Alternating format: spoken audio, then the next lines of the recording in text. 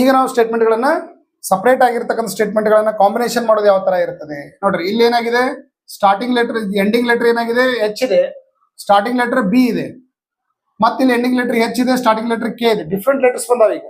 So ಎರಡನೇ question ಗಿಂತ ಇದು ಡಿಫ್ರೆಂಟ್ ಆಗಿರ್ತಕ್ಕಂಥ ಕ್ವಶನ್ ಅಂತ ಹೇಳ್ಬೋದು. ನೀವೇನ್ ಮಾಡ್ಬೇಕು, ಅವು ಪ್ರಾಪರ್ ಆರ್ಡರ್ ಒಳಗೆ ನೀವು ಅರೇಂಜ್ಮೆಂಟ್ ಮಾಡ್ಬೇಕು. ಫಾರ್ ಎಕ್ಸಾಂಪಲ್, ಈಗ H is greater than or equal to B ಅಂತಿದೆ, ಸರಿ, Z is greater than or equal to H ಅಂತಿದೆ, then B less than H or H greater than B ಅಂತಿದೆ, H greater than B, then B greater than K ಅಂತಿದೆ.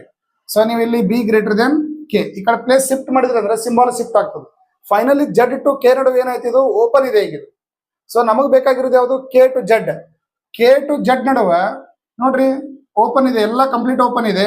ಇಲ್ಲಿ greater than ಇದೆ, greater than ಇದೆ, equal to ಇದೆ ಅಂತಂದ್ರೆ greater than and equal to ಎರಡು ಬಂದಾಗ ಏನಾಗಿರ್ಬೇಕು, greater than. So Z is greater than K or K is less than Z ಬರ್ಬೇಕು. ಬಟ್ ಅವ್ರು ಹೇಳಿದ್ದು ಏನಾಗಿದೆ, ಕೆ ಗ್ರೇಟರ್ ದನ್ ಅಂತ ಹೇಳ್ಯಾರ. ಸೊ ದೇರ್ ಫಾರ್ ಇದು ಫಸ್ಟ್ ಆಪ್ಷನ್ ರಾಂಗ್ ಅಂತ ಹೇಳ್ಬೋದು. ಸೊ ನೆಕ್ಸ್ಟ್ ಈಗ ಕೆ ಈಕ್ವಲ್ ಟು ಜೆಡ್ ಅಂತ ಬಂದಿದೆ.